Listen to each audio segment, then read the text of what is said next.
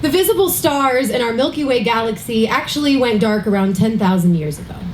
But because Earth sits about 10,000 light years away, they make the perfect light show for a nightcap. This is the best way to describe my PTSD.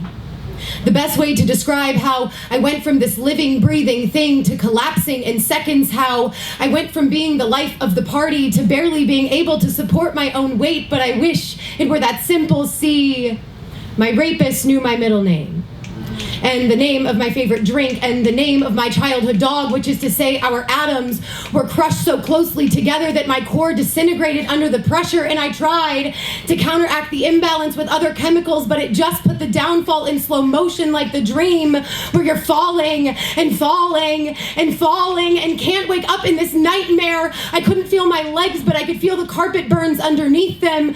Couldn't feel his hands, but they still branded every inch of skin they touched. Couldn't remember our last conversation, but I'm certain it ended in no. Did you know that a star will explode approximately every 10 seconds, which is almost the same thing as saying a woman gets raped approximately every 2 minutes, but just like the stars, after the first few, we just stopped talking about it. Move on to the next completely outrageous thing, like trans athletes in women's sports or the rednecks' rights to own assault rifles, but I will not stop talking about it. I will scream and explode and collapse for as long as it takes to get someone to hear me, because if I am not allowed to forget, then I will not allow you to forget either. So when you see me now, know that I am not just a cluster of rocks floating in someone else's orbit.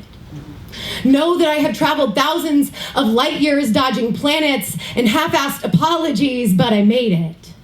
Know that the person who had this body first died almost a decade ago, but that there is light dripping through all the cracks. Know that I have always been more stardust than I ever was survivor, that a supernova ain't got shit on what I'll do next, so take this as a warning.